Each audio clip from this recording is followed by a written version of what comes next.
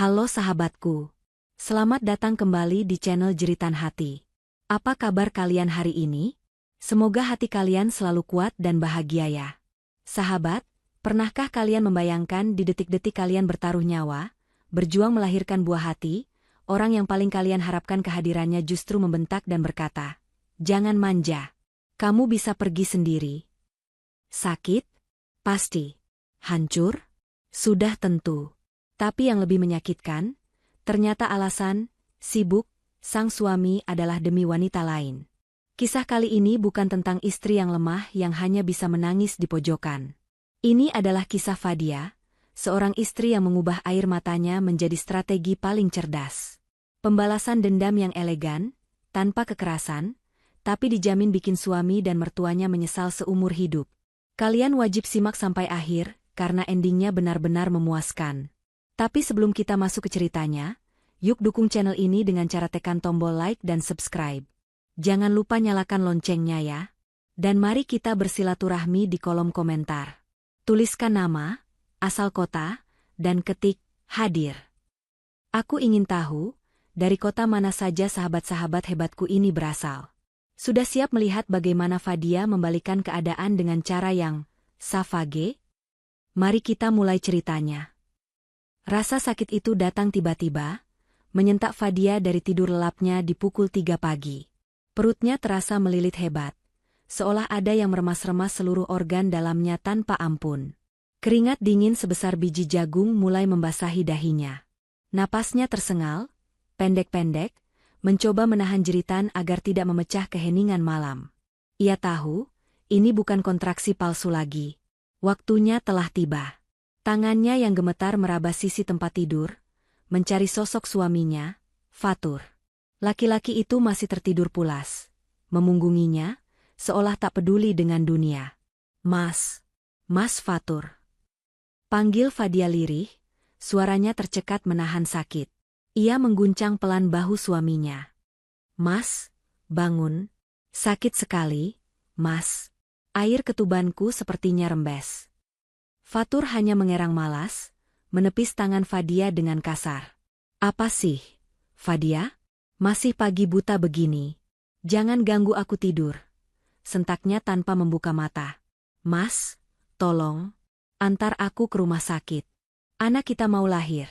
Fadia memohon, air matanya mulai menetes bukan hanya karena sakit fisik, tapi karena respon dingin suaminya.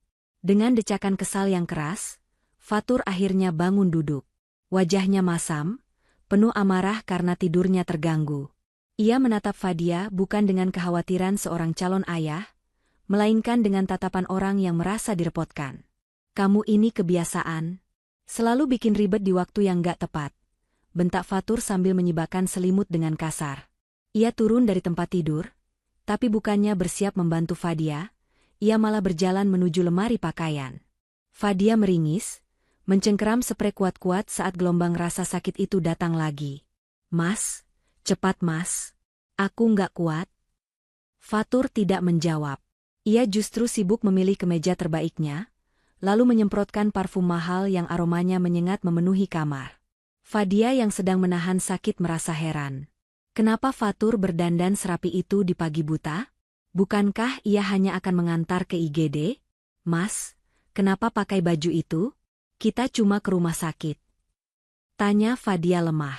Fatur berbalik, menatap istrinya dengan sorot mata tajam yang menusuk jantung. "Dengar ya, Fadia. Aku ini sibuk. Hari ini aku ada meeting penting di luar kota pagi-pagi sekali. Aku harus berangkat sekarang biar nggak telat. Kamu pikir uang buat lahiran itu turun dari langit? Aku harus kerja." Fadia terbelalak. Di saat ia bertaruh nyawa melahirkan anak mereka, suaminya lebih memilih pergi dengan alasan pekerjaan? "Tapi Mas, masa kamu tega biarkan aku pergi sendiri? Ini anak pertama kita. Aku takut." Mendengar rengekan Fadia, Fatur justru semakin emosi. Ia berjalan mendekat, menunjuk wajah istrinya yang pucat pasi. "Tidak usah manja," teriak Fatur lantang, suaranya menggema di kamar yang sunyi. "Apa-apa minta antar. Kamu itu perempuan dewasa, bukan anak kecil. Anakmu kan belum keluar kepalanya, kakimu masih bisa jalan, kan? Bisa pergi sendiri. Panggil taksi atau ojek online. Jangan jadi beban pikiran saya pagi-pagi begini. Hati Fadia remuk seketika. Kalimat itu lebih menyakitkan daripada kontraksi yang sedang ia rasakan. Suaminya sendiri, ayah dari bayi yang dikandungnya, menganggap permintaan tolongnya sebagai sifat manja. Mas. Fadia mencoba meraih tangan suaminya untuk terakhir kali, berharap ada sedikit belas kasih. Namun Fatur menepisnya jijik. Minggir. Aku telat gara-gara drama kamu ini. Ingat, jangan telepon-telepon aku. Aku harus fokus meeting dengan klien penting. Urus dirimu sendiri. Fatur menyambar kunci mobil dan tas kerjanya, lalu melangkah keluar kamar tanpa menoleh sedikit pun. Suara langkah kakinya yang tegas menjauh, diikuti suara pintu depan yang dibanting keras. Brak! Keheningan kembali menyelimuti rumah besar itu, meninggalkan Fadia sendirian dalam kesakitan dan kepedihan yang mendalam. Suara deru mesin mobil Fatur terdengar menjauh, meninggalkan pekarangan rumah. Fadia tahu, mobil itu bukan melaju ke arah jalan tol luar kota, melainkan ke arah pusat kota. Namun rasa sakit di perutnya memaksanya untuk membuang jauh-jauh rasa curiga itu sejenak. Dengan sisa tenaga yang ada, Fadia merangkak turun dari tempat tidur. Kakinya gemetar hebat. Ia menyeret tas perlengkapan bayi yang sudah disiapkannya sejak sebulan lalu. Tas yang seharusnya dijinjing oleh suami siaga, kini harus ia panggul sendiri. Fadia menyandarkan punggungnya di dinding dingin ruang tamu, tangannya yang berkeringat dingin berusaha memegang ponsel. Layar ponsel buram oleh air mata yang tak henti mengalir. Bukan, ia tidak menangis karena takut melahirkan. Ia menangis karena menyadari betapa tidak berharganya ia dan anaknya di mata laki-laki yang ia nikahi itu. Sabar ya, nak. Bisik Fadia sambil mengelus perutnya yang kencang. Ayahmu sibuk. Kita berjuang berdua saja ya. Ibu janji, ibu akan kuat buat kamu. Jari jempolnya menekan tombol pesanan taksi online. Menunggu driver menerima pesanan terasa seperti menunggu seabad. Setiap detik terasa menyiksa. Ketika akhirnya ada driver yang menerima, Fadia menarik napas panjang, berusaha menguatkan hati. Saat taksi itu tiba di depan gerbang, sopir taksi yang sudah tua itu terkejut melihat Fadia berjalan tertatih-tatih sendirian membawa tas besar sambil memegangi perut. Bapak sopir itu buru-buru turun dan membantu Fadia. Astaga, Bu. Suaminya mana, Bu? Kok sendirian mau lahiran begini? Tanya sopir itu panik sambil memapa Fadia masuk ke mobil.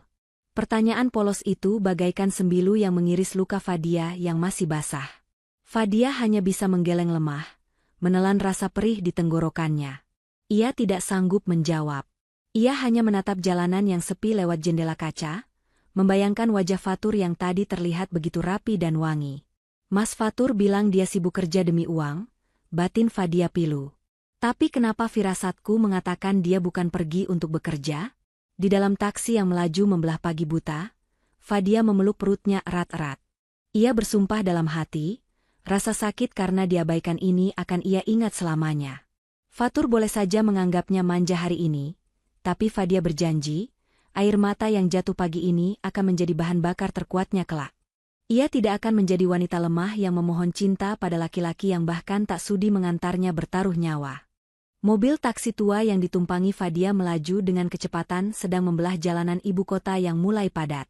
Matahari mulai meninggi, menyisakan bias cahaya oranye di ufuk timur. Di dalam mobil, Fadia terus meremas pegangan tangan di atas pintu. Napasnya menderu, berpacu dengan rasa sakit yang datang bergelombang. Setiap kali kontraksi itu menyerang, rasanya pinggangnya seperti mau patah. Pak sopir sesekali melirik cemas lewat kaca spion tengah. Wajah pucat penumpang wanitanya membuatnya ikut gelisah. Ia berusaha mencari jalan tikus untuk menghindari kemacetan pagi, namun nasib berkata lain. Di persimpangan besar menuju jalan utama rumah sakit, lampu lalu lintas menyala merah. Antrean kendaraan mengular panjang. Taksi itu terpaksa berhenti, terjebak di antara deretan mobil-mobil mewah. Fadia menyandarkan kepalanya ke kaca jendela yang dingin. Matanya nanar menatap keluar, mencoba mengalihkan rasa sakit dengan melihat pemandangan sekitar.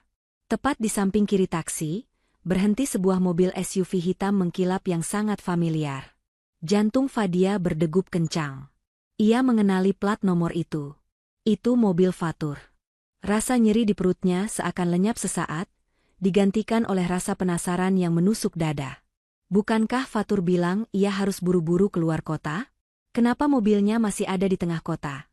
Mengarah ke pusat perbelanjaan elit dan hotel bintang 5, bukan ke arah jalan tol? Fadia menyipitkan mata, menempelkan wajahnya lebih dekat ke kaca jendela yang sedikit berembun. Kaca mobil Fatur tidak terlalu gelap, sehingga Fadia bisa melihat samar-samar apa yang terjadi di dalamnya. Jantungnya serasa berhenti berdetak saat melihat pintu mobil itu terbuka. Sosok Fatur turun dari kursi pengemudi.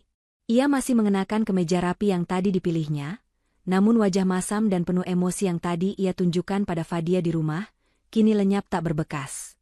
Fatur tersenyum lebar, wajahnya cerah penuh semangat. Ia berjalan memutar, membukakan pintu penumpang depan dengan gaya bak pangeran melayani Tuan Putri. Dari sana, turunlah seorang wanita muda yang cantik jelita. Rambutnya panjang tergerai indah, mengenakan gaun selutut yang memamerkan lekuk tubuhnya. Fadia mengenali wanita itu. Sinta. Mantan kekasih Fatur yang dulu katanya sudah putus dan menikah dengan orang lain. Tangan Fatur dengan mesra menggenggam tangan Sinta, membantu wanita itu turun layaknya barang pecah belah yang sangat berharga. Perlakuan yang sangat kontras dengan Fadia yang dibiarkan menyeret tas berat sendirian saat hendak melahirkan. Namun, kejutan menyakitkan belum berakhir. Pintu belakang mobil terbuka, dan turunlah sosok wanita parubaya yang sangat Fadia hormati. Ibu Laras, ibu mertuanya sendiri. Ibu Laras tampak anggun dengan tas bermerek yang menggelayut di lengan, tertawa renyah menanggapi candaan Sinta. Dunia Fadia runtuh seketika. Mereka bertiga berdiri di trotoar, tepat di depan lobi mal yang megah itu. Sinta merangkul lengan Fatur dengan manja, sementara tangan kirinya menggandeng Ibu Laras akrab. Mereka terlihat seperti keluarga bahagia yang sempurna. Tidak ada jejak kekhawatiran sedikitpun di wajah Fatur maupun Ibu Laras tentang Fadia yang sedang bertaruh nyawa. Meeting luar kota. Desis Fadia dengan suara bergetar hebat. Air matanya tumpah ruah, bukan lagi karena sakit fisik, tapi karena pengkhianatan yang begitu telanjang di depan matanya. Jadi ini meeting penting kamu, Mas? Berselingkuh dengan mantan pacarmu dan didukung oleh ibumu sendiri. Tangan Fadia yang gemetar meraih ponsel di saku gamisnya. Dengan sisa kewarasan yang ada, ia mengarahkan kamera ponselnya ke arah mereka bertiga. Cekrek, cekrek. Fadia mengambil beberapa foto dengan cepat. Foto saat Fatur merangkul pinggang Sinta, foto saat Ibu Laras tertawa lebar sambil memegang tangan gundik anaknya, dan foto mobil mereka yang terparkir jelas. Di seberang sana, Fatur tampak tertawa lepas, lalu mengecup sekilas puncak kepala Sinta sebelum mereka bertiga melangkah masuk ke dalam lobi mal dengan riang gembira. Mereka terlihat hendak bersenang-senang, mungkin sarapan mewah atau belanja pagi, menikmati hidup di atas penderitaan Fadia. Bu, ibu tidak apa-apa. Suara Pak Sopir menyadarkan Fadia. Lampu sudah berganti hijau, taksi mulai bergerak perlahan, meninggalkan pemandangan yang menikam ulu hati itu. Fadia menarik napas panjang, sangat panjang, hingga dadanya terasa sesak. Ia menghapus air matanya dengan kasar. Tatapannya yang tadi sayu penuh kesedihan, kini perlahan berubah. Ada kilatan dingin yang mulai menyala di bola matanya. Rasa sakit kontraksi kembali menghantam, kali ini lebih dahsyat. Fadia mencengkeram perutnya, tapi ia tidak lagi merengek memanggil nama suaminya. Pemandangan tadi telah membunuh harapannya. Membunuh rasa hormatnya pada suami dan ibu mertuanya. Saya tidak apa-apa, Pak. Tolong agak cepat ya, jawab Fadia. Suaranya terdengar jauh lebih tenang, namun mencekam. Di dalam hati, Fadia bersumpah demi anak yang akan dilahirkannya. Mulai detik ini, ia tidak akan lagi menjadi istri bodoh yang bisa dibohongi dengan alasan kerja keras atau sibuk. Fatur telah memilih kesenangannya pagi ini, meninggalkan istri dan anaknya berjuang sendirian. Maka, Fadia akan memastikan Fatur membayar mahal untuk setiap tawa yang ia keluarkan bersama Sinta dan Ibu Laras hari ini. Bayangan tawa Ibu Laras yang begitu lepas bersama pelakor itu terus terbayang. Ibu mertua yang selama ini selalu mengeluh sakit kaki jika diminta menemani Fadia cek kandungan, ternyata begitu lincah berjalan-jalan dengan gundik anaknya. Baiklah, Mas Fatur. Ibu Laras, Gumam Fadia lirih sambil menatap layar ponsel yang menampilkan foto bukti perselingkuhan itu. Kalian bersenang-senanglah hari ini. Habiskan waktumu, tertawalah sepuasnya. Karena setelah anakku lahir, aku pastikan tidak akan ada lagi tawa di wajah kalian. Mobil taksi itu berbelok masuk ke gerbang rumah sakit. Fadia turun dengan langkah tertatih namun mantap. Ia tidak lagi menoleh ke belakang. Ia masuk ruang bersalin bukan sebagai wanita lemah yang dicampakkan, melainkan sebagai seorang ibu yang siap berperang demi masa depan anaknya, sendirian, tanpa butuh laki-laki pengkhianat itu. Ruang bersalin itu didominasi warna putih yang menyilaukan dan aroma antiseptik yang menusuk hidung. Fadia berjuang sendirian di atas ranjang sempit itu. Hanya perawat dan seorang dokter kandungan wanita yang memberinya semangat. Tidak ada genggaman tangan suami yang menguatkan, tidak ada bisikan doa di telinga, dan tidak ada usapan lembut di kening untuk menghapus keringatnya. Dorong, Bu. Sedikit lagi. Kepalanya sudah terlihat, instruksi dokter dengan nada mendesak.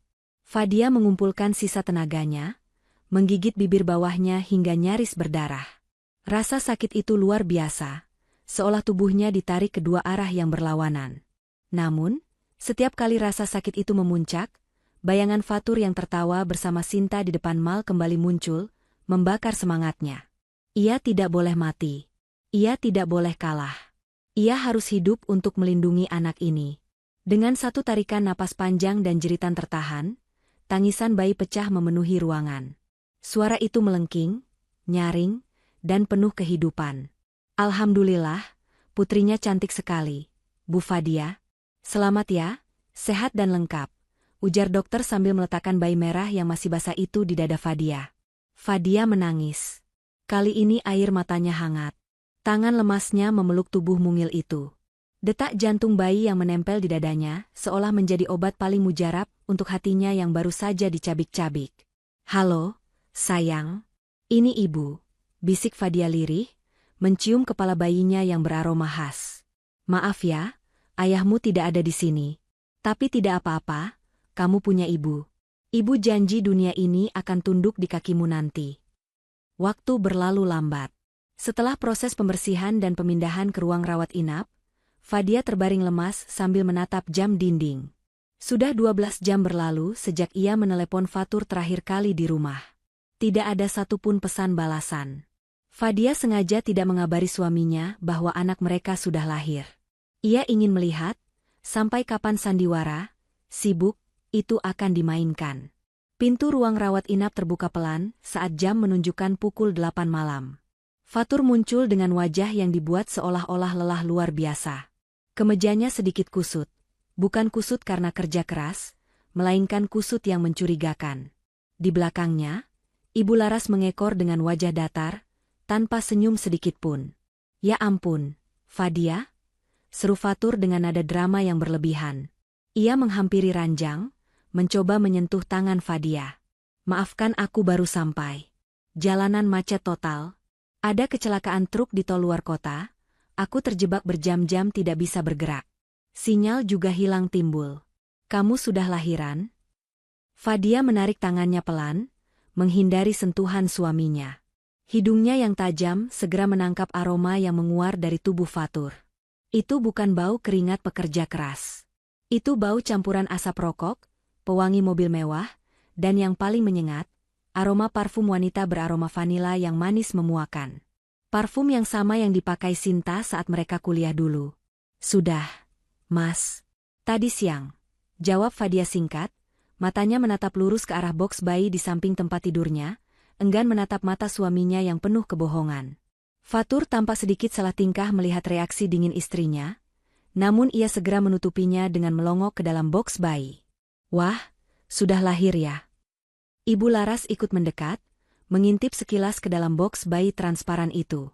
Bukannya mengucap syukur atau memuji, kalimat pertama yang keluar dari mulut mertuanya itu justru membuat telinga Fadia berdenging.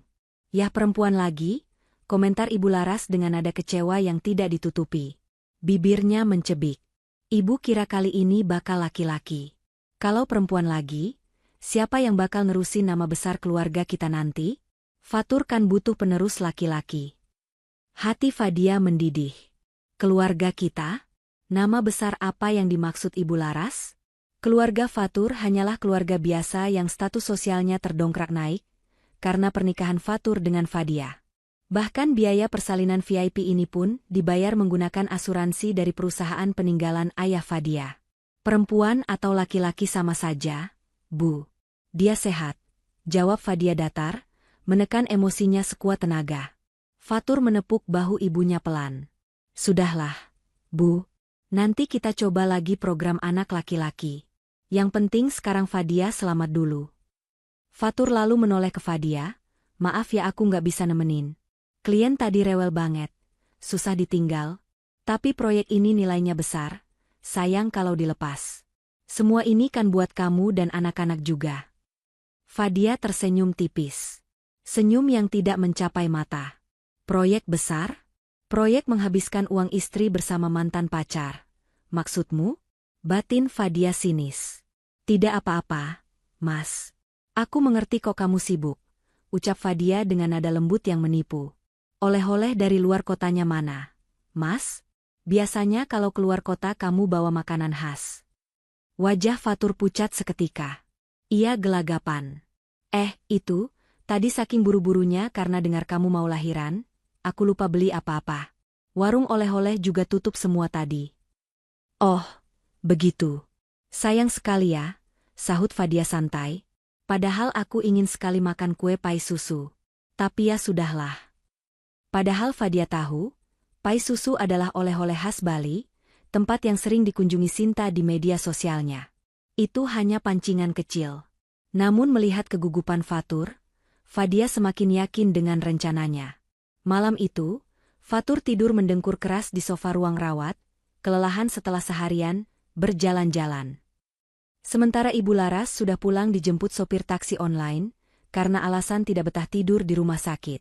Di keheningan malam, ditemani suara dengkuran suaminya yang memuakan, Fadia menatap wajah damai putrinya. Ia mengambil ponselnya diam-diam, membuka aplikasi perbankan dan email perusahaan. Tidurlah yang nyenyak malam ini, Mas, gumam Fadia nyaris tak terdengar. Nikmati mimpi indahmu tentang menjadi bos besar dan punya istri penurut. Karena begitu aku keluar dari rumah sakit ini, mimpi burukmu akan dimulai. Fadia mulai mengetik pesan kepada Pak Hadi, pengacara kepercayaan mendiang ayahnya. Pesan itu singkat namun tegas. Pak Hadi, siapkan semua berkas pengalihan aset dan audit keuangan perusahaan. Saya mau ambil alih kendali penuh. Besok pagi saya tanda tangan. Tombol kirim ditekan. Fadia meletakkan ponselnya dan kembali memeluk guling. Untuk pertama kalinya setelah sekian lama, ia merasa sangat tenang. Bukan ketenangan karena kebahagiaan rumah tangga, tapi ketenangan seorang jenderal yang siap memenangkan perang tanpa perlu menghunus pedang. Fatur dan ibunya boleh saja meremehkan kelahiran bayi perempuan ini, tapi mereka lupa, bayi perempuan ini lahir dari rahim seorang wanita yang memegang kunci brankas kehidupan mereka. 3 hari setelah melahirkan, Fadia diperbolehkan pulang. Fatur menjemputnya, namun seperti biasa, laki-laki itu lebih banyak mengeluh tentang panasnya cuaca dan jalanan macet daripada menanyakan kenyamanan istri dan anaknya. Sesampainya di rumah mewah mereka, rumah yang selama ini Fatur banggakan sebagai simbol kesuksesannya di depan teman-temannya, Fadia disambut oleh wajah masam Bu Laras yang sedang duduk santai menonton televisi. Duh, akhirnya pulang juga. Rumah sepi jadi berisik deh nanti sama suara tangisan bayi. Komentar Bu Laras tanpa menoleh, matanya tetap terpaku pada layar TV yang menayangkan acara gosip. Fadia hanya tersenyum tipis, menelan hinaan itu bulat-bulat. Ia meletakkan karsit bayi di sofa dengan hati-hati. Maaf ya, Bu, kalau nanti Alea agak rewel. Namanya juga bayi baru lahir. Fatur meletakkan tas pakaian Fadia di lantai begitu saja, lalu melirik jam tangannya dengan gelisah. Fadia, kamu bisa urus diri sendiri kan? Aku harus balik ke kantor. Ada meeting susulan yang kemarin tertunda gara-gara nungguin kamu di rumah sakit. Iya, Mas. Tidak apa-apa. Kamu kerja yang rajin ya, buat beli susu Alea, jawab Fadia dengan nada manja yang dibuat-buat, persis seperti gaya bicara Fadia yang lama, istri yang dianggap bodoh dan penurut. Fatur tersenyum puas, merasa egonya melambung tinggi. Ia mengusap kepala Fadia sekilas, gestur yang terasa hampa. Nah, gitu dong. Jadi istri itu harus pengertian. Jangan kayak kemarin, manja banget. Ya sudah, aku berangkat dulu. Jangan lupa masakin ibu makan siang, kasihan ibu dari pagi belum makan enak. Setelah Fatur pergi dan suara mobilnya menghilang, Fadia beralih menatap Bu Laras. Bu, Fadia ke kamar dulu ya, mau menyusui Alea dan istirahat sebentar. Nanti Fadia pesankan makanan lewat aplikasi saja ya. Jahitan operasi Fadia masih nyeri kalau harus berdiri lama di dapur. Bu Laras mendengus, manja benar. Dulu zaman ibu melahirkan Fatur, besoknya langsung nyuci di sungai. Ya sudah sana, jangan bikin pusing ibu. Fadia mengangguk hormat, lalu melangkah masuk ke kamar utama. Begitu pintu tertutup dan terkunci rapat, Topeng, istri bodoh, itu runtuh seketika. Wajah Fadia berubah dingin dan tajam. Ia tidak berbaring untuk istirahat. Ia meletakkan Alea yang sedang tidur pulas di boks bayi, lalu berjalan menuju meja kerja Fatur di sudut kamar. Fadia tahu password laptop suaminya. Fatur yang sombong selalu menggunakan tanggal lahirnya sendiri sebagai sandi, terlalu percaya diri bahwa istrinya yang gaptek tidak akan pernah menyentuh urusan pekerjaannya. Jari jemari Fadia menari lincah di atas keyboard. Ia tidak membuka media sosial atau galeri foto, melainkan langsung mengakses email dan cloud storage perusahaan. Di saat yang sama, ponselnya bergetar. Sebuah pesan masuk dari Pak Hadi, pengacara kepercayaan mendiang ayahnya. Bu Fadia, dokumen audit aset yang ibu minta sudah saya kirim ke email pribadi ibu. Hasilnya sesuai dugaan ibu. Sangat mengecewakan. Fadia segera membuka file lampiran dari Pak Hadi. Matanya menelusuri baris demi baris angka dan data legalitas aset. Senyum sinis perlahan terukir di bibirnya. Dokumen itu menegaskan fakta yang selama ini Fatur lupakan, atau sengaja ia kubur dalam-dalam. Rumah mewah tempat mereka tinggal, sertifikatnya 100% atas nama Fadia, warisan langsung dari orang tuanya sebelum menikah. Perusahaan yang kini dipimpin Fatur, modal awalnya 90% berasal dari dana tabungan ayah Fadia.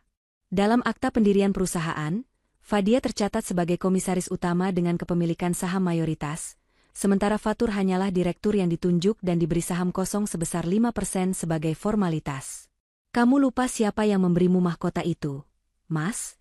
Desis Fadia pelan. Fadia terus menggulir layar ke bawah, menuju laporan keuangan terkini.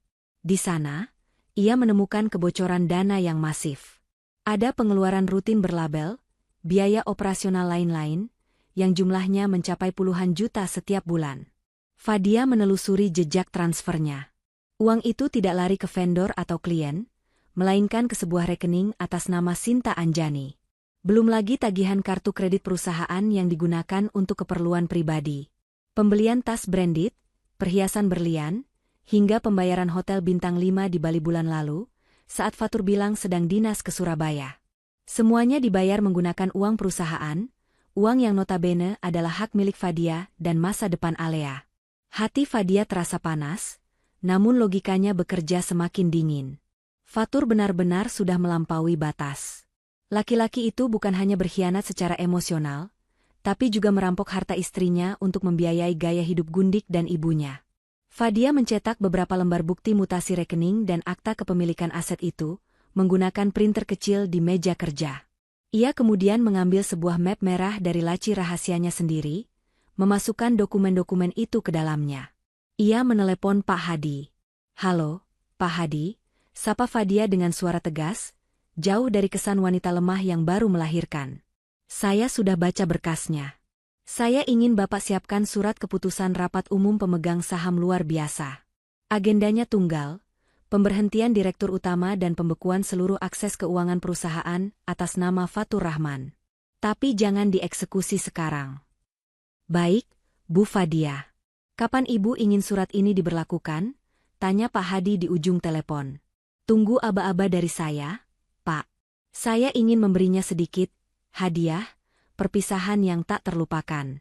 Biarkan dia terbang tinggi dulu, supaya jatuhnya makin sakit," jawab Fadia. "Satu lagi, Pak. Tolong urus pemblokiran sertifikat rumah ini di BPN, takutnya dia nekat menggadaikannya diam-diam. Dan siapkan gugatan cerai dengan tuntutan hak asuh anak penuh, serta pengembalian dana yang digelapkan." Setelah menutup telepon, Fadia mendengar suara ketukan kasar di pintu kamar. Fadia, buka. Lama sekali sih di dalam. Suara cempreng Bularas terdengar. Itu makanan pesanan belum datang-datang, ibu sudah lapar. Kamu pesan apa sih? Jangan yang murah-murah ya, ibu mau sushi teh. Fadia menarik napas panjang, mengubah ekspresi wajahnya kembali menjadi sendu dan penurut. Ia menyimpan map merah itu kembali ke tempat tersembunyi, lalu membuka pintu kamar dengan senyum ramah yang dipaksakan. Maaf ya, Bu. Tadi Fadia ketiduran sebentar sambil menyusui. Sebentar ya, Fadia pesankan yang paling mahal buat ibu, ucap Fadia lembut. Gitu dong. Jadi menantu itu harus sigap. Jangan mentang-mentang baru lahiran jadi malas. Omel Bularas sambil berlalu kembali ke sofa empuknya. Fadia menatap punggung mertuanya dengan tatapan tajam. Makanlah yang enak hari ini, Bu. Nikmati kemewahan ini sepuasnya. Karena sebentar lagi, ibu bahkan tidak akan mampu membeli nasi bungkus di pinggir jalan, batin Fadia.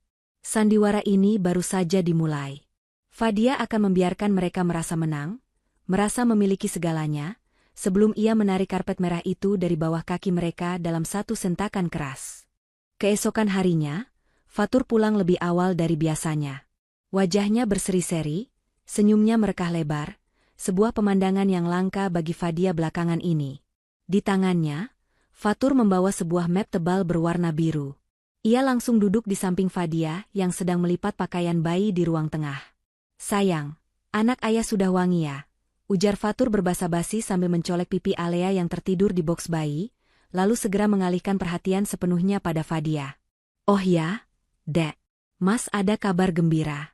Perusahaan kita mau ekspansi besar-besaran. Ada investor yang tertarik, tapi kita butuh suntikan dana segar buat modal awal. Fadia menghentikan kegiatannya melipat baju. Ia menatap suaminya dengan sorot mata polos yang terlatih. Wah, hebat dong, Mas. Terus gimana? Fatur menyodorkan map biru itu dengan gerakan cepat. Nah, karena sertifikat rumah ini dan aset perusahaan masih atas nama kamu sebagai ahli waris Bapak, Mas butuh tanda tangan kamu di sini. Ini cuma formalitas kok, buat agunan ke bank sebentar. Bulan depan juga sudah lunas lagi profitnya cair. Fadia menerima map itu. Jantungnya bergemuruh, namun wajahnya tetap tenang. Ia membuka lembaran dokumen itu perlahan. Matanya yang jeli menyapu baris demi baris klausul yang tertulis. Fatur pikir Fadia tidak mengerti bahasa hukum. Tapi Fadia adalah putri seorang pengusaha sukses yang sejak kecil sudah diajari membaca kontrak. Di balik istilah-istilah rumit itu, Fadia menangkap maksud busuk yang tersembunyi. Ini bukan pinjaman modal kerja. Ini adalah pengajuan kredit multiguna dengan nilai fantastis, 5 miliar rupiah, dengan menjaminkan rumah warisan orang tua Fadia. 5 miliar? Mas? Besar sekali, komentar Fadia lirih. Itu kecil untuk ukuran bisnis. Sayang. Percaya sama Mas. Kamu tinggal tanda tangan, biar Mas yang urus sisanya. Kamu duduk manis saja di rumah urus Alea, desak Fatur, tangannya menyodorkan pena emas yang berkilau. Fadia menatap pena itu, lalu menatap wajah suaminya yang tampak tidak sabar. Instingnya berteriak. Fadia teringat notifikasi di ponsel Fatur yang sempat ia intip semalam saat suaminya mandi.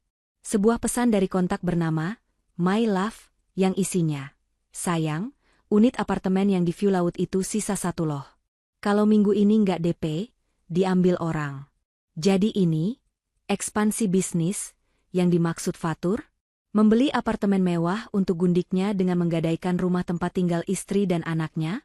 Mas, pulpennya macet. Fadia berbohong, meletakkan pena itu kembali ke meja. Lagi pula tangan aku kram bekas infus kemarin masih terasa sakit kalau buat nulis. Besok saja ya? Atau lusa?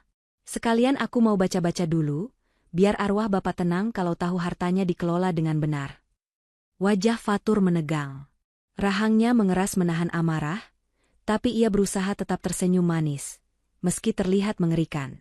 Ya ampun, Fadia. Sama suami sendiri kok hitung-hitungan?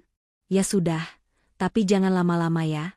Besok pagi harus sudah ditanda tangan. Malamnya, saat Fatur dan Bularas sudah terlelap, Fadia menyelinap keluar kamar. Ia tidak tidur. Ia memotret semua dokumen dalam map biru itu dan mengirimkannya ke Pak Hadi. Paginya, dengan alasan membawa Alea kontrol ke dokter anak, Fadia keluar rumah. Tujuannya bukan hanya rumah sakit, tapi kantor Pak Hadi. Di ruang kerja pengacara tua yang setia itu, Fadia menumpahkan segalanya. Pak Hadi geleng-geleng kepala melihat draft pinjaman yang dibawa Fatur. Ini gila, Bu Fadia. Kalau ibu tanda tangan ini, dan Fatur gagal bayar, yang mana sangat mungkin terjadi melihat gaya hidupnya, rumah ibu akan disita bank. Ibu dan Alea bisa jadi gelandangan, ujar Pak Hadi geram. Saya tahu, Pak. Karena itu, saya tidak akan menandatanganinya, jawab Fadia tegas. Ia mengeluarkan map merah yang sudah ia siapkan. Saya mau kita lakukan langkah sebaliknya. Eksekusi rencana pengambil alihan sekarang. Hari itu juga, Fadia menandatangani serangkaian dokumen krusial di hadapan notaris rekanan Pak Hadi. Pertama, ia menandatangani akta perubahan susunan pengurus perusahaan. Sebagai pemegang saham mayoritas, 90%, Fadia memiliki wewenang mutlak untuk memberhentikan direktur utama sewaktu-waktu. Dalam dokumen itu, nama Fatur Rahman resmi dicoret dari jajaran direksi dan digantikan oleh Fadia sendiri sebagai pejabat sementara. Kedua, Fadia menandatangani surat kuasa kepada bank untuk memblokir akses tanda tangan Fatur pada rekening perusahaan. Mulai detik dokumen itu diserahkan ke bank, tanda tangan Fatur tidak lagi berlaku untuk mencairkan uang sepeser pun. Cek yang ia tulis akan menjadi kertas sampah. Kartu kredit korporat yang ia pegang akan menjadi plastik tak berguna. Sudah selesai, Bu Fadia, ujar Pak Hadi sambil merapikan berkas.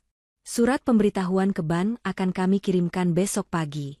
Tapi sesuai permintaan Ibu, notifikasi ke Pak Fatur akan kami tahan sampai dia mencoba melakukan transaksi, supaya dia tidak curiga. Fadia mengangguk puas. Terima kasih, Pak. Sebelum pulang, Fadia mampir ke bank tempat rekening pribadi Fatur berada. Kebetulan Fadia memiliki akses sebagai joint account yang pernah mereka buat di awal pernikahan, meski jarang dipakai. Fadia meminta cetak rekening koran 3 bulan terakhir. Di dalam mobil, Fadia membaca mutasi rekening itu. Tangannya gemetar menahan marah. Tanggal 10. Pembelian tas branded, 45 juta rupiah tanggal 15. Klinik kecantikan Glow, Sinta, 12.500.000 rupiah tanggal 20. Booking fee hotel bintang 5 Bali, 8 juta rupiah. Sementara itu, di tanggal yang sama, Fadia ingat ia meminta uang untuk membeli vitamin hamil yang bagus seharga 1 juta rupiah, dan Fatur marah-marah bilang sedang tidak ada uang tunai, menyuruh Fadia pakai uang tabungan sendiri dulu. Ternyata uangmu banyak ya, Mas.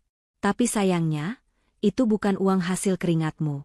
Itu uang perusahaan bapakku yang kamu curi pelan-pelan, gumam Fadia. Fadia menutup matanya sejenak, membayangkan wajah Fatur yang nanti akan kebingungan saat kartunya ditolak. Ia membayangkan wajah Sinta yang akan cemberut saat apartemen impiannya gagal terbeli. Sesampainya di rumah, Fatur menyambutnya dengan tidak sabar. Gimana, Dek? Sudah ditanda tangan dokumennya? Orang bank sudah nanyain Mas terus nih. Fadia tersenyum manis, sangat manis. Ia menyerahkan map biru itu kepada Fatur.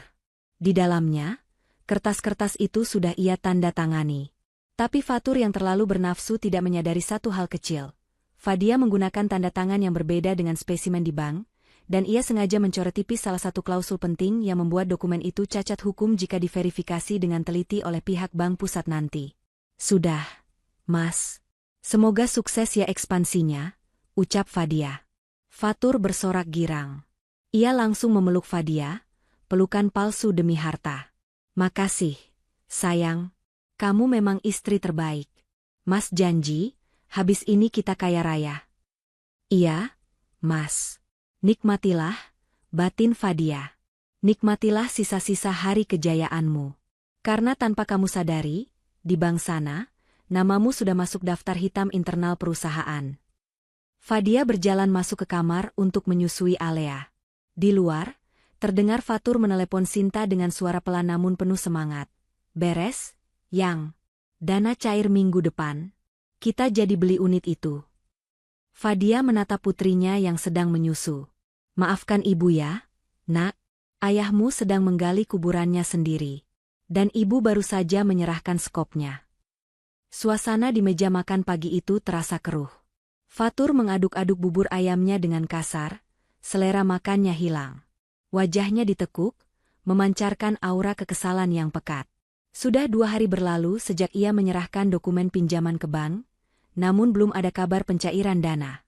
Pihak bank beralasan ada verifikasi data tambahan yang memakan waktu. Padahal, Sinta sudah merengek minta segera dibelikan tiket liburan ke luar negeri sebagai kompensasi karena apartemen impiannya belum terbeli. Fadia memperhatikan gelagat suaminya sambil menggendong Alea yang sedang menyusu. Ia tahu persis kenapa bank menunda pencairan itu. Tentu saja, karena ada coretan kecil pada klausul yang ia buat dan ketidakcocokan tanda tangan yang membuat tim analis bank harus melakukan cross-check ulang, sebuah proses yang sengaja Fadia ulur lewat Pak Hadi. "Mas, kenapa wajahnya ditekuk terus?" "Kusut sekali kelihatannya," tegur Fadia lembut, memulai skenarionya. "Apa ada masalah di kantor?" Fatur membanting sendoknya ke mangkuk. "Pusing. Orang bank kerjanya lambat. Klien sudah menunggu, modal belum turun juga. Kamu mana ngerti urusan bisnis begini?" Fadia tersenyum maklum, lalu menuangkan segelas air putih untuk suaminya. "Mas, mungkin kamu terlalu lelah. Sejak aku lahiran kemarin kan kamu warawiri terus. Kamu butuh refreshing deh kayaknya. Otak kalau dipaksa kerja terus malah buntu, Mas." Fatur menoleh, alisnya terangkat sebelah. "Maksud kamu?" "Gini loh, Mas. Mumpung proyek belum mulai jalan, kenapa Mas Fatur nggak liburan dulu saja beberapa hari? Ke Bali, atau kemana gitu? Biar pikiran tenang." "Kalau pikiran tenang, rezeki pasti lancar," usul Fadia dengan nada membujuk yang sangat meyakinkan. Mata Fatur berbinar seketika. Tawaran itu terdengar sangat menggiurkan. Liburan berarti ia bisa menghabiskan waktu sepuasnya dengan Sinta tanpa gangguan tangisan bayi atau bau minyak telon di rumah. Ide bagus juga. Tapi kamu gimana? Alea kan masih merah," tanya Fatur, pura-pura peduli. "Justru itu, Mas. Aku dan Alea di rumah saja. Kasihan kalau bayi diajak naik pesawat, takut rewel. Aku juga nggak mau dibilang istri manja yang ngintilin suami terus. Katanya Mas Fatur nggak suka kalau aku manja, kan?" Sindir Fadia halus, mengutip kata-kata suaminya sendiri dengan presisi yang menyakitkan. Fatur tertawa kecil, merasa menang. Ia berpikir Fadia akhirnya sadar diri. Nah, itu baru istri solehah. Pengeritan sama suami. "Ya sudah, kalau kamu maksa, aku akan pergi survei lokasi proyek sekalian liburan sebentar." "Ajak ibu juga, Mas," tambah Fadia. "Kasihan ibu di rumah terus. Kemarin ibu bilang kakinya pegal-pegal pengen dipijat di spa mahal." "Oke. Aku atur sekarang." Fatur langsung menyambar ponselnya. Ia bukan menelepon agen travel, melainkan mengetik pesan cepat untuk Sinta. "Sayang, siap-siap. Kita ke Bali besok. Istriku yang bodoh ini yang menyuruhku pergi. Kita bebas." Siang harinya, rumah itu sibuk dengan aktivitas pengepakan barang. Bularas tampak paling heboh. Ia mengeluarkan koper terbesarnya, memasukkan gaun-gaun malam dan topi pantai yang baru ia beli online, menggunakan kartu kredit tambahan dari Fatur. Akhirnya bisa menghirup udara segar, gumam Bularas sambil mematut diri di cermin. Ia melirik Fadia yang sedang melipat popok di sudut ruangan. "Kamu yakin gak ikut, Fadia? Nanti jangan nyesel lo kalau Fatur dideketin cewek-cewek cantik di Bali. Suamimu itu kan ganteng. Sukses lagi." Fadia tersenyum tipis. "Nggak apa-apa, Bu. Saya percaya sama Mas Fatur. Lagi pula Mas Fatur kesana kan buat kerja cari uang, bukan main perempuan." Bularas tertawa sinis. "Ya iyalah kerja. Makanya kamu jadi istri tuh dukung suami. Jangan cuma bisa minta duit belanja doang." Sore harinya, sebuah taksi premium datang menjemput. Fatur keluar dengan gaya necis, mengenakan kacamata hitam dan kemeja pantai bermotif bunga. Di bagasi mobil, koper-koper mereka sudah tersusun rapi. "Aku berangkat ya. Jaga rumah baik-baik. Jangan lupa bayar listrik dan air, pakai uang tabunganmu dulu," pesan Fatur sambil mengecup kening Fadia sekilas, kecupan hampa tanpa rasa. "Iya, Mas. Hati-hati di jalan." "Bersenang-senanglah," jawab Fadia. "Oh ya, Mas. Kartu kredit perusahaan yang black card itu dibawakan? Limitnya baru saja dinaikkan lo sama bank kemarin. Fatur menepuk saku celananya dengan bangga. Sudah aman di dompet. Tenang saja, ini kan buat entertain klien juga. Baguslah. Habiskan saja limitnya, Mas. Jangan ragu-ragu. Kamu pantas mendapatkannya, ucap Fadia. Kalimat itu terdengar seperti dukungan, padahal itu adalah kalimat perpisahan untuk kebangkrutan suaminya. Fatur masuk ke dalam taksi. Di kursi belakang, Bularas sudah duduk manis. Taksi itu melaju meninggalkan pekarangan rumah. Fadia tahu, taksi itu akan mampir ke apartemen Sinta dulu sebelum menuju bandara. Mereka akan terbang ke Bali, menginap di resort bintang 5, makan di restoran termahal, dan membeli barang-barang mewah, merasa bahwa dunia ada di genggaman mereka. Fadia berdiri di teras sampai mobil itu hilang dari pandangan. Angin sore menerpa wajahnya. Perlahan, senyum manis di bibirnya lenyap, berganti dengan ekspresi dingin yang menakutkan. Fadia mengambil ponsel dari saku dasternya. Ia menekan nomor Pak Hadi. "Halo, Pak Hadi," ucap Fadia tenang. Burung-burung sudah masuk ke dalam sangkar dan sedang terbang tinggi. Pastikan surat pemberhentian Fatur sebagai direktur sampai ke meja HRD besok pagi. Dan tolong hubungi pihak bank sekarang. Baik, Bu Fadia. Instruksi blokir kartu kredit dan pembekuan aset dijalankan sekarang? Tanya Pak Hadi. Jangan sekarang, cegah Fadia. Biarkan mereka check-in hotel dulu. Biarkan mereka makan malam enak dulu malam ini. Biarkan tagihan mereka membengkak dulu. Besok pagi, tepat jam 9 saat jam operasional bank buka, baru eksekusi blokirnya. Saya ingin mereka merasakan kepanikan di tengah pesta. Dimengerti, Bu. Rencana yang brilian. Fadia menutup telepon. Ia membalikkan badan, masuk ke dalam rumah besarnya yang kini terasa sunyi namun damai. Ia mengunci pintu utama, seolah mengunci masa lalunya yang penuh air mata. Di Bali sana, Fatur, Sinta, dan Bularas mungkin sedang tertawa lepas di atas awan, membayangkan liburan surga. Mereka tidak sadar, Fadia baru saja menggunting tali parasut mereka. Dan besok, mereka akan terjun bebas tanpa pengaman. Matahari terbenam di Seminyak, Bali, menyisakan semburat ungu yang memukau. Di sebuah restoran fine dining tepi pantai yang sangat eksklusif, Fatur duduk bak raja. Di sebelah kanannya, Sinta tampil mempesona dengan gaun malam terbuka yang baru dibeli kemarin seharga 5 juta rupiah. Di kirinya, Bularas sibuk memotret hidangan lobster Thermidor dan Wagyu A5 di meja, untuk dipamerkan di grup WhatsApp arisan ibu-ibu kompleks. Wah, ini baru hidup, Tur. Seru Bularas sambil menggigit daging lobster yang gurih. Coba kalau sama si Fadia, boro-boro diajak ke tempat begini. Paling dia cuma masak sayur bening di rumah. Istri itu harusnya kayak Sinta, pintar bawa diri, cantik, bikin suami bangga kalau diajak jalan. Sinta tersenyum manja, menyandarkan kepalanya di bahu Fatur. Iya dong, Bu. Mas Fatur kan CEO, masa istrinya kucel. Mas, nanti habis makan kita lanjut ke klub malam ya? Teman-temanku sudah menunggu di sana, aku mau traktir mereka buka table. Boleh kan?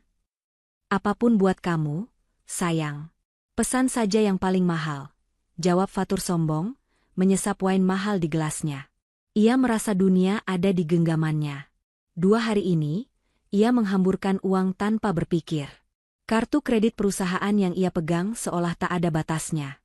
Setelah 2 jam berpesta pora, seorang pelayan datang membawa nampan berisi tagihan. Fatur melirik angkanya sekilas, 18 juta rupiah. Angka yang fantastis untuk sekali makan malam. Tapi bagi Fatur yang sedang mabuk kekuasaan, itu hanya remah-remah. Dengan gaya angkuh, Fatur melempar kartu black card perusahaan ke atas nampan. Gesek saja. Tambahkan tips 200.000 buat kamu. Pelayan itu mengangguk hormat dan pergi. Namun, 5 menit kemudian, pelayan itu kembali. Kali ini wajahnya tidak seramah tadi, sedikit kaku dan canggung. Maaf, Pak, kartunya declinet. Ditolak oleh sistem, ucap pelayan itu pelan, mencoba menjaga sopan santun agar tamu meja lain tidak mendengar. Fatur tertawa meremehkan. Hah? Nggak mungkin. Limitnya itu miliaran. Mesin edisi kamu yang rusak kali. Coba lagi. Sudah kami coba 3 kali di mesin berbeda. Pak. Keterangannya, do not honor. Kartu diblokir dari pusat. Jelas pelayan itu tegas. Wajah Fatur mulai memerah. Sinta dan Bularas berhenti mengunyah. Sinta menyikut lengan Fatur. Mas, jangan bikin malu dong. Pakai kartu lain saja. Fatur merogoh dompetnya dengan gugup. Ia mengeluarkan kartu debit prioritas pribadinya. Pakai ini saja. Saldo saya masih banyak. Pelayan kembali pergi, tapi kembali lagi lebih cepat. Maaf, Pak. Kartu ini juga tidak bisa. Keterangannya rekening dibekukan. Keringat dingin mulai mengucur deras di pelipis Fatur, memudarkan bedak tipis yang ia pakai agar terlihat segar di foto. Jantungnya berdegup kencang. Ia mencoba membuka aplikasi mobile banking di ponselnya. Akses detail. Hubungi call center. Ada apa ini? Gumam Fatur panik. Ia segera menekan tombol panggilan cepat ke sekretaris pribadinya di kantor. Telepon tersambung. Ratna, kenapa semua kartu saya tidak bisa dipakai? Rekening saya kenapa diblokir? Kalian di kantor ngapain aja? Bentak Fatur begitu telepon diangkat. Hening sejenak di ujung sana. Suara sekretarisnya terdengar dingin dan formal, berbeda dari biasanya yang selalu takut-takut. Maaf, Pak Fatur. Berdasarkan surat keputusan RUPS luar biasa yang ditandatangani Ibu Fadia pagi ini, Bapak resmi diberhentikan dari jabatan Direktur Utama. Seluruh akses keuangan perusahaan dan fasilitas kantor ditarik kembali, termasuk kartu kredit yang Bapak pegang. Dunia Fatur seakan berputar hebat. Ponselnya nyaris terlepas dari genggaman. Apa? Fadia? Kamu jangan ngaco. Fadia itu cuma ibu rumah tangga, dia nggak ngerti apa-apa soal perusahaan. Ibu Fadia adalah pemilik saham mayoritas, Pak. Beliau pemilik sah perusahaan. Surat pemecatan Bapak dan bukti audit penggelapan dana sudah kami kirim ke email Bapak. Selamat malam. Klik. Sambungan diputus sepihak. Fatur ternganga. Tubuhnya lemah seketika, seolah tulang-tulangnya dilolosi satu persatu. Mas, kok malah bengong? Itu pelayannya nungguin. Orang-orang mulai ngeliatin kita nih, malu tahu, desis Sinta marah. Ia melihat beberapa tamu meja sebelah mulai berbisik-bisik melihat keributan kecil itu. Bularas ikut panik. Fatur, bayar cepat. Ibu mau ke toilet jadi nggak jadi nih saking malunya. Dengan tangan gemetar hebat, Fatur mencari nama Fadia di kontak ponselnya. Ia menekan tombol panggil. Nada sambung terdengar. 1 kali, 2 kali, 3 kali. Diangkat. Halo, Fadia? Teriak Fatur putus asa, melupakan gengsinya. Fadia, ini apa-apaan? Kenapa semua kartuku mati? Aku di restoran, mau bayar makan gak bisa. Kamu apakan rekeningku? Di seberang sana, terdengar suara Fadia yang sangat tenang. Di latar belakang, terdengar suara celoteh bayi Alea yang lucu dan suara televisi yang menayangkan acara kartun. Suasana yang sangat damai, kontras dengan kepanikan Fatur. Oh, Mas Fatur? Maaf ya, aku lagi mandiin Alea nih. Tanganku basah, jawab Fadia santai. Jangan bercanda kamu. Aku dipermalukan di sini. Sekretaris bilang aku dipecat? Maksud kamu apa? Fatur setengah berteriak, membuat manajer restoran mulai berjalan mendekati mejanya. Loh, kan Mas Fatur sendiri yang bilang waktu itu. Jangan manja, urus diri sendiri. Nah, sekarang aku kembalikan kata-kata itu. Mas Fatur kan laki-laki hebat, pebisnis sukses, punya pacar cantik dan ibu yang gaul. Masa bayar makan malam saja harus minta tolong istri yang katanya bodoh ini? Sindir Fadia tajam. Fadia. Tolong aktifkan dulu kartunya sebentar saja. Nanti aku jelaskan di rumah. Tagihannya 18 juta, Fadia. Aku nggak bawa uang tunai segitu. Fatur memohon, suaranya mulai serak menahan tangis. Harga dirinya hancur lebur di depan Gundik dan ibunya. 18 juta? Wah, kenyang sekali ya makannya. Fadia tertawa kecil, tawa yang terdengar sangat mengerikan di telinga Fatur. Sayang sekali, Mas. Uang perusahaan bukan untuk membiayai pelakor. Kamu bisa cuci piring di sana kalau tidak bisa bayar. Atau suruh ibumu jual tas barunya, atau suruh Sinta jual anting berliannya. Kalian kreatif dong, jangan manja. Fadia, kamu istri durhaka. Aku suamimu. Mantan bos, Mas. Koreksi, mantan bos, potong Fadia dingin. Sudah ya, Mas. Alea mau minum susu. Aku sibuk. Maaf, aku sibuk sekali menikmati hidup tenang tanpa parasit seperti kalian. Tuh. Sambungan terputus. Fatur menatap layar ponselnya dengan tatapan kosong. Manajer restoran sudah berdiri di samping mejanya dengan wajah garang, diapit dua orang security berbadan tegap. Bapak tidak bisa bayar? Tanya manajer itu tegas. Sinta langsung berdiri, menjauhkan diri dari Fatur. Saya nggak kenal dia, Pak. Saya cuma diajak makan. Bularas melotot melihat kelakuan Sinta. Dasar perempuan nggak tahu diri. Tadi kamu yang pesan paling banyak. Ibu diam ya. Anak ibu tuh yang penipu. Ngaku kaya ternyata kere. Balas Sinta sengit. Keriuhan itu menjadi tontonan satu restoran. Fatur menunduk dalam-dalam, menutupi wajahnya dengan tangan. Liburan surga yang ia impikan berubah menjadi neraka dalam sekejap mata. Dan yang paling menyakitkan, ia tahu ini baru permulaan. Fadia, istri yang selama ini ia injak-injak, baru saja mematahkan kakinya dari kejauhan. Malam itu menjadi malam terpanjang dalam hidup Fatur. Setelah keributan memalukan di restoran, mereka tidak punya pilihan lain.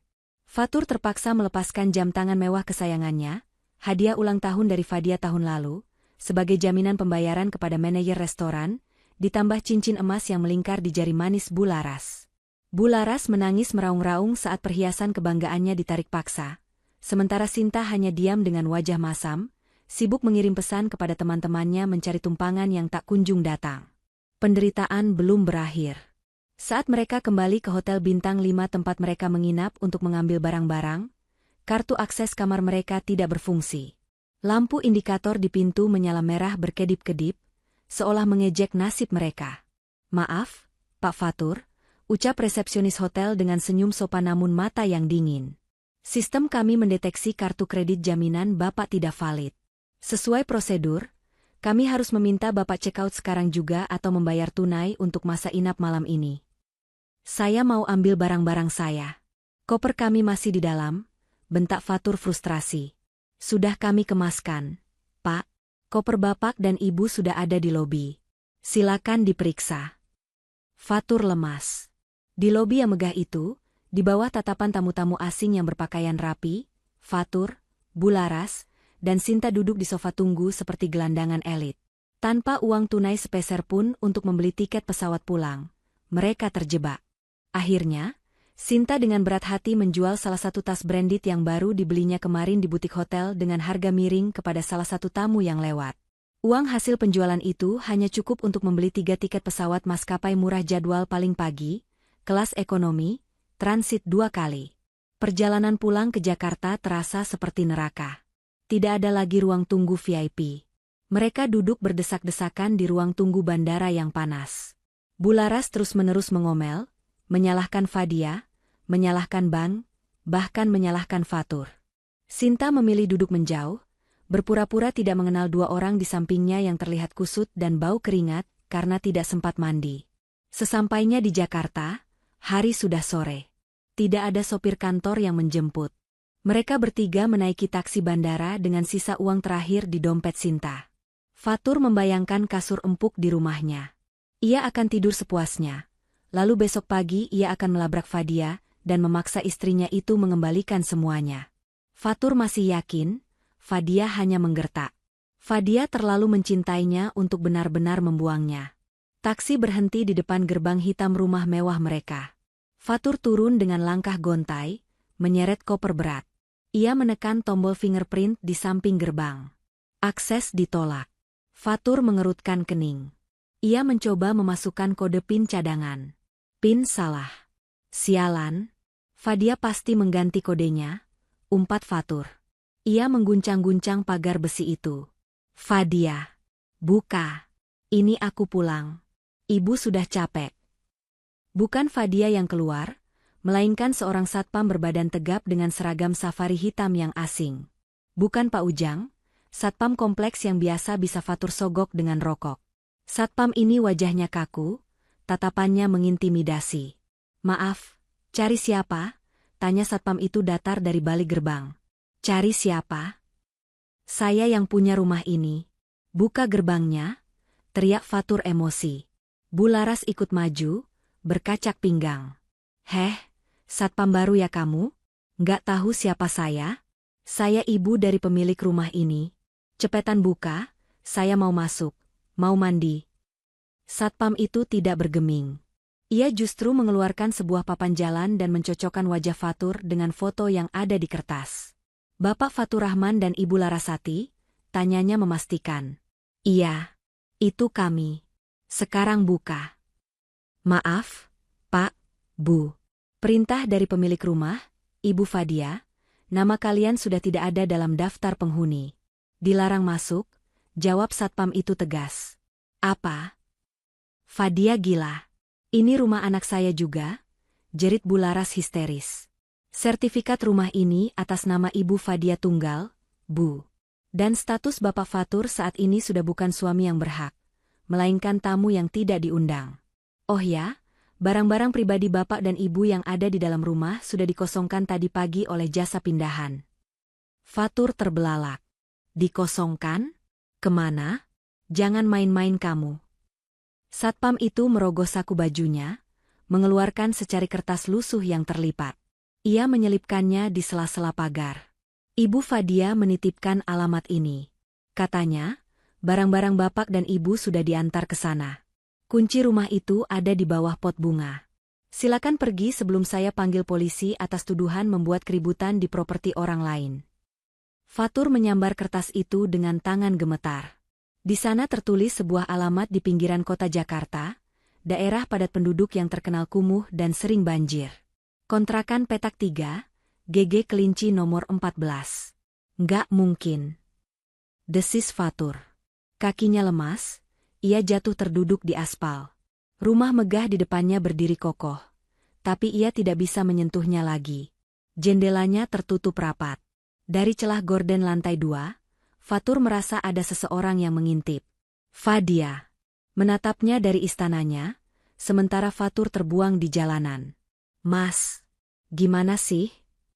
Aku nggak mau tahu, aku mau masuk. Aku mau ambil skincare aku yang ketinggalan," rengek Sinta. Fatur bangkit dengan sisa tenaga, matanya merah menahan amarah dan tangis.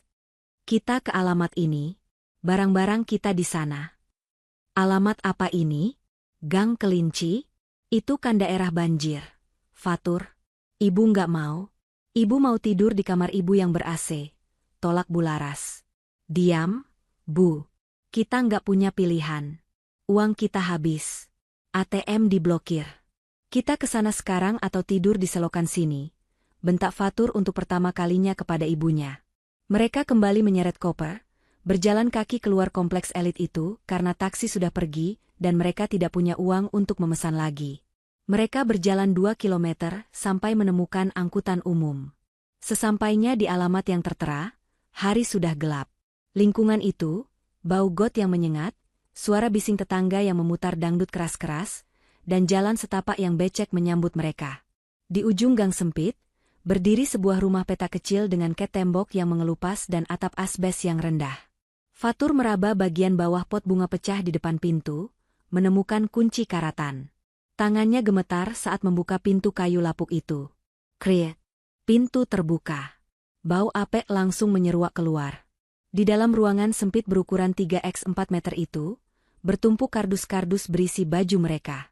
Tidak ada kasur spring bed, hanya ada kasur busa tipis yang digulung di lantai. Tidak ada AC, hanya kipas angin kecil yang penuh debu. Di atas salah satu kardus, tergeletak sebuah amplop putih dengan logo kantor pengacara. Sinta menutup hidungnya dengan tangan, wajahnya jijik setengah mati. "Mas, kamu bercanda kan? Kita mau tinggal di sini? Ini kandang ayam atau rumah manusia?" Bularas langsung pingsan melihat kondisi itu, tubuhnya merosot di antara tumpukan kardus. Fatur tidak peduli. Ia melangkah masuk, menyambar amplop di atas kardus itu. Ia merobeknya kasar. Di dalamnya bukan surat cinta, melainkan salinan gugatan cerai dan surat somasi pengembalian dana perusahaan sebesar 5 miliar rupiah dalam waktu 3x 24 jam, atau Fatur akan dilaporkan ke polisi atas tuduhan penggelapan. Fatur meremas surat itu hingga lecek. Terdengar suara tikus berlarian di plafon rumah kontrakan itu. Disinilah dia sekarang. Dari CEO yang tidur di Hotel Bintang 5, jatuh menjadi pengangguran yang terancam penjara di rumah petak bau apek. Dan yang paling mengerikan, ia tahu Fadia tidak akan berhenti sampai di sini. Ini baru permulaan dari hukuman yang Fatur terima, karena telah menelantarkan istri dan anaknya demi sebuah kesenangan sesaat. Sinta, bantu ibu bangun, perintah Fatur lemah. Sinta mundur selangkah, menatap Fatur dengan tatapan aneh. Tatapan seorang wanita yang menyadari bahwa tambang emasnya ternyata sudah runtuh menjadi debu. Ogah, itu ibumu, urus sendiri. Aku mau pulang ke kos temanku. Di sini bau. Sinta, kamu mau kemana? Kita hadapi ini sama-sama, seru Fatur. Sinta tertawa sinis, berbalik badan menyeret koper kecilnya keluar dari gang sempit itu. Meninggalkan Fatur sendirian bersama ibunya yang pingsan dan tumpukan hutang yang menggunung. Hujan mulai turun deras, membasahi atap seng rumah petak itu, menciptakan suara berisik yang menyamarkan suara tangisan Fatur yang pecah malam itu. Pagi itu, sinar matahari menerobos masuk melalui celah-celah atap seng rumah kontrakan yang bolong, menyoroti wajah Fatur yang kusut dan berminyak. Ia terbangun dengan punggung yang remuk redam, akibat tidur di atas kasur busa tipis tanpa alas. Di sudut ruangan, Bularas masih merintih. Tubuhnya demam tinggi karena syok dan tidak biasa tidur di tempat yang lembab. Fatur, ibu mau pulang. Ibu nggak mau di sini, banyak nyamuk.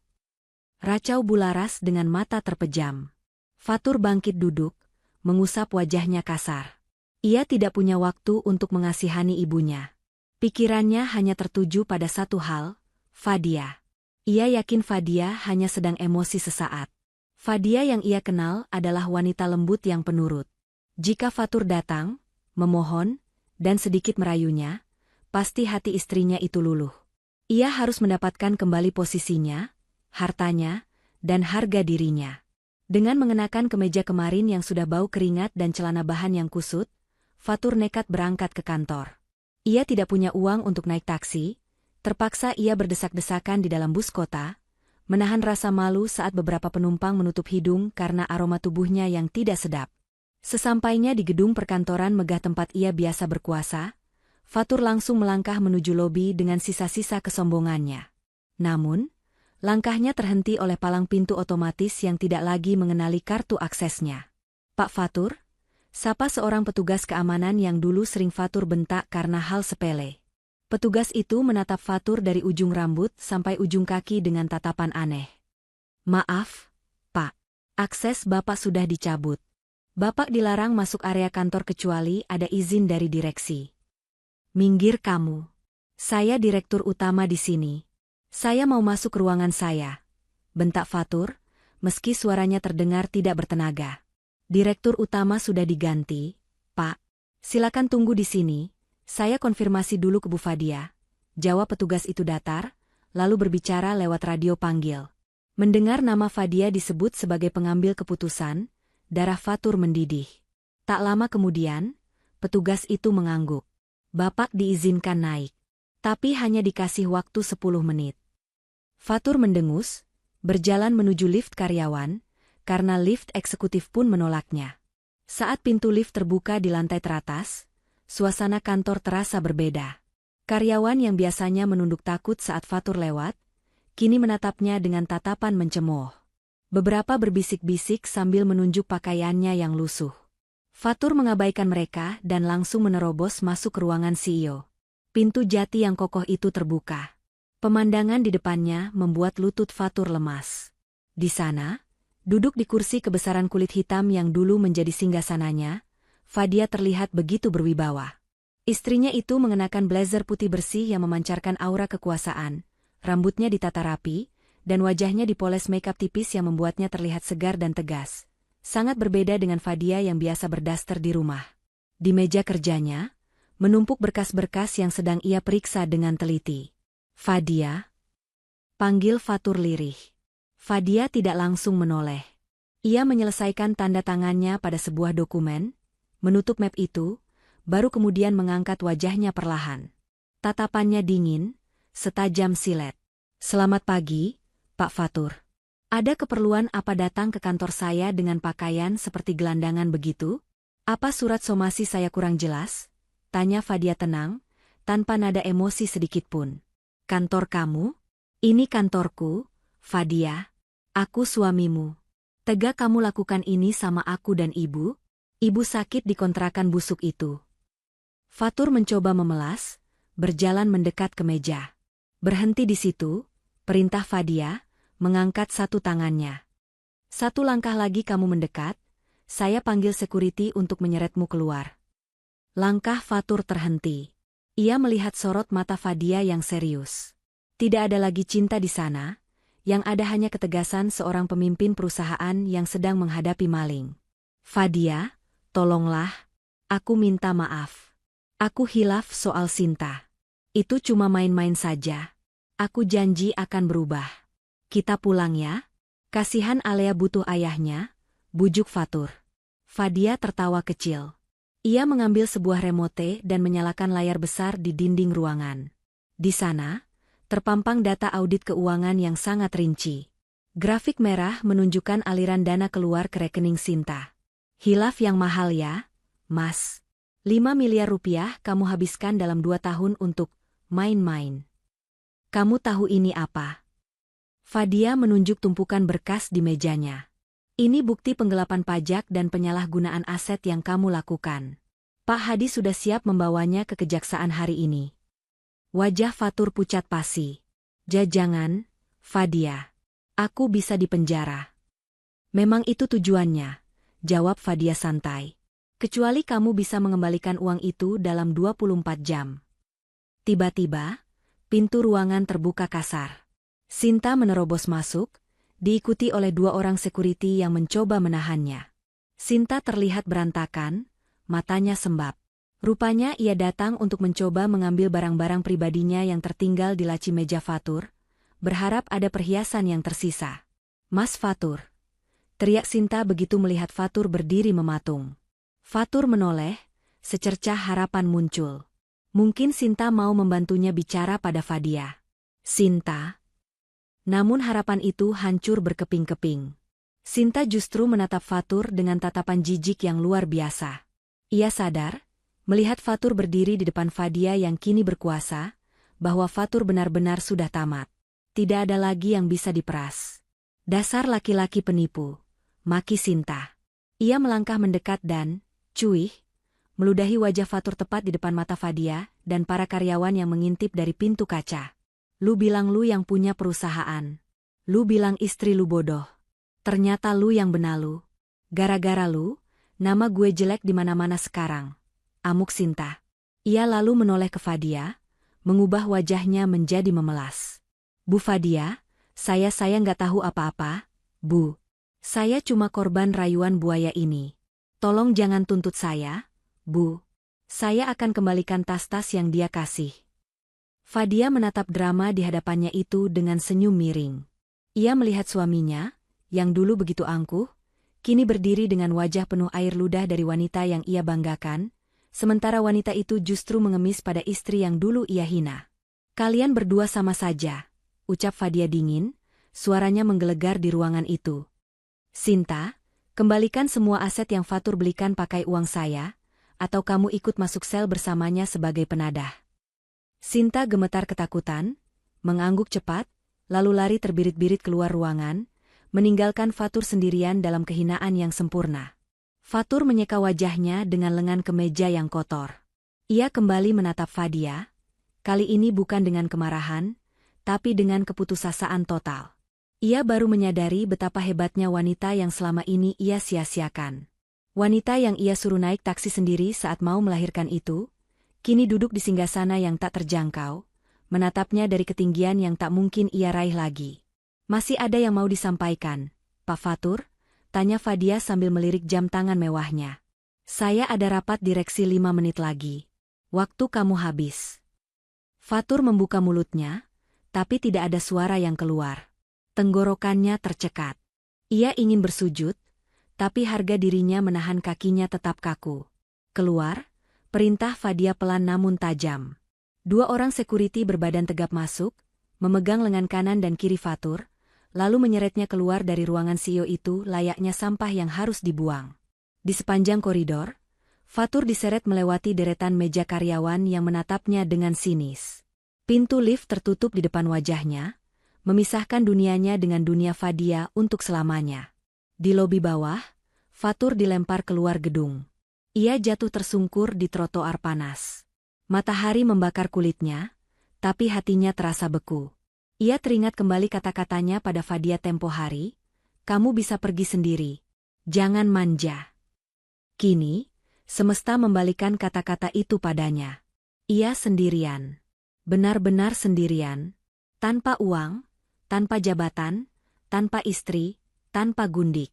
Hanya ada bayang-bayang jeruji besi yang menantinya esok hari. Fatur menangis, meraung di pinggir jalan raya yang bising, ditertawakan oleh nasib yang ia ukir sendiri. 1 bulan kemudian, rumah mewah yang dulu terasa dingin dan sepi itu, kini dipenuhi tawa dan kebahagiaan. Halaman depan yang luas didekorasi dengan nuansa putih dan emas. Hari ini adalah acara akikah untuk Alea. Deretan mobil mewah tamu undangan terparkir rapi. Rekan-rekan bisnis Fadia, pejabat, dan keluarga besar Fadia yang dulu dijauhkan oleh Fatur, kini hadir memberikan doa terbaik. Di tengah kemeriahan itu, Fadia tampil memukau mengenakan gamis sutra berwarna champagne. Ia menggendong Alea yang cantik, menyapa para tamu dengan senyum tulus yang memancarkan aura wanita berkelas. Tidak ada lagi jejak air mata atau kesedihan di wajahnya. Di seberang jalan, di balik pagar besi yang menjulang, sesosok pria kurus dengan pakaian lusuh berdiri mematung. Wajahnya tirus, matanya cekung dengan lingkaran hitam yang pekat. Rambutnya gondrong tak terurus. Itu Fatur. Hanya dalam 1 bulan, hidupnya hancur lebur. Tanpa uang dan koneksi, Fatur gagal mengembalikan dana perusahaan. Ia kini berstatus buronan polisi atas kasus penggelapan dana, hidup berpindah-pindah di kontrakan kumuh, sementara Bu Laras kini terbaring di bangsal rumah sakit pemerintah kelas 3 karena stroke ringan akibat tidak kuat menerima kenyataan jatuh miskin. Fatur menatap nanar ke arah pesta itu. Ia melihat Fadia tertawa lepas bersama Pak Hadi dan beberapa pengusaha muda. Hatinya perih. Seharusnya ia yang berdiri di sana, menggendong Alea, menjadi tuan rumah yang dihormati. Tapi keserakahannya telah membakar jembatan emas itu. Fatur nekat. Ia menerobos pos penjagaan saat gerbang sedikit terbuka untuk mobil tamu keluar. "Fadia! Fadia!" teriak Fatur parau, berlari tertatih menuju teras utama. Suasana pesta mendadak hening. Para tamu menoleh kaget melihat pengemis yang berteriak memanggil nama tuan rumah.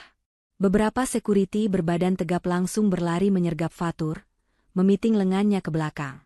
"Lepaskan. Aku suaminya. Aku ayah dari bayi itu," raung Fatur meronta-ronta. Fadia menoleh. Ia tidak kaget, juga tidak takut. Ia menyerahkan Alea kepada pengasuh bayi di sebelahnya, lalu memberi isyarat tangan agar security tidak menyeret Fatur keluar dulu. Fadia melangkah turun dari teras, anggun dan tenang, hingga berdiri tepat 2 meter di depan Fatur yang dipaksa berlutut oleh security. "Masih berani mengaku suami?" tanya Fadia datar, suaranya dingin menusuk tulang. Fatur mendongak, air matanya bercampur debu di pipi. "Fadia, ampuni aku. Lihat aku, Fadia. Aku sudah hancur. Ibu stroke di rumah sakit, dia manggil-manggil nama kamu terus. Kami nggak punya uang buat beli obat. Sinta kabur bawa sisa perhiasan. Aku sendirian. Tolong aku, Fadia. Demi masa lalu kita." Fadia menatap Fatur tanpa belas kasih. Tatapan yang sama seperti saat Fatur menatapnya yang kesakitan hendak melahirkan dulu. "Masa lalu?" Fadia tersenyum sinis. "Masa lalu di mana kamu bilang aku manja? Masa lalu di mana kamu asyik jalan-jalan sama Gundik saat anakmu bertaruh nyawa? Aku salah. Aku bodoh.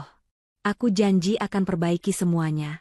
Aku rela jadi supir kamu, jadi tukang kebun kamu, asalkan izinkan aku kembali ke rumah ini." Alea butuh ayahnya, Fadia. Jangan pisahkan aku dengan darah dagingku. Fatur bersujud, mencium ujung gamis Fadia yang bersih. Fadia menarik gamisnya mundur, seolah jijik terkena najis. Ia memberi isyarat kepada Pak Hadi yang berdiri di belakangnya. Pengacara tua itu maju, menyerahkan sebuah amplop coklat tebal kepada Fadia. Fadia melempar amplop itu tepat ke wajah Fatur. Plak! Itu surat putusan pengadilan agama yang baru keluar pagi ini, ucap Fadia tegas. Kita sudah resmi bercerai secara verstek. Hak asuh Alea jatuh 100% ke tanganku. Kamu tidak punya hak apa-apa lagi atas anakku. Fatur gemetar membuka amplop itu. Di dalamnya, selain akta cerai, ada beberapa lembar uang ribuan yang lecek. Dan uang itu, lanjut Fadia, menunjuk recehan yang berserakan di aspal. Itu sedekah terakhirku buat kamu. Cukup untuk naik angkot ke kantor polisi. Karena 10 menit lagi, polisi akan datang menjemputmu atas laporan penggelapan uang 5 miliar itu. Mata Fatur terbelalak lebar. Ka, kamu melaporkan aku? Kamu tega memenjarakan ayah anakmu sendiri? Fadia berjongkok, mensejajarkan wajahnya dengan wajah Fatur. Tatapannya tajam, mematikan sisa harapan di mata mantan suaminya itu. Kamu yang memilih jalan ini, Mas. Ingat kata-katamu waktu itu? Tidak usah manja, apa-apa minta tolong. Kamu bisa pergi sendiri. Fadia mendekatkan bibirnya ke telinga Fatur, berbisik pelan namun penuh penekanan yang mengerikan. Nah, sekarang giliranmu. Jangan manja minta tolong padaku. Kamu punya kaki, kan? Silakan jalan sendiri menuju penjara. Nikmati kesendirianmu, Mas. Karena wanita yang kamu sebut, bodoh dan manja, ini, sekarang adalah orang yang memegang kendali hidupmu. Fadia berdiri tegak, membalikkan badan, dan berjalan kembali ke arah pesta tanpa menoleh sedikit pun. Seret dia keluar, perintah Fadia pada security. Fadia ah. Jangan aan. Fadia ah. Fatur diseret paksa keluar gerbang seperti sampah. Di kejauhan, sirine mobil polisi mulai terdengar mendekat, siap menjemputnya menuju dinginnya jeruji besi. Sementara di dalam rumah megah itu, Fadia kembali tersenyum, menggendong putrinya, menyambut masa depan yang cerah tanpa bayang-bayang parasit masa lalu. Ia menang. Telah. Pesan moral. Kesetiaan adalah investasi termahal. Jangan pernah menyia-nyiakan pasangan yang menemanimu dari nol hanya demi kesenangan sesaat. Saat kamu jatuh, hanya pasangan tulus yang akan bertahan, bukan mereka yang datang karena hartamu. Jangan remehkan seorang istri. Di balik kelembutan seorang istri, tersimpan kekuatan besar. Jangan pernah menyebutnya manja atau bodoh, karena jika hatinya sudah terluka, ia bisa menjadi sosok paling kuat yang mampu membalikan keadaan dengan cara yang tak terduga. Hukum tabur tuai itu nyata. Apa yang kamu tanam, itulah yang akan kamu tuai. Perlakuan buruk Fatur pada Fadia saat melahirkan dibayar tunai dengan kehancuran hidupnya sendiri.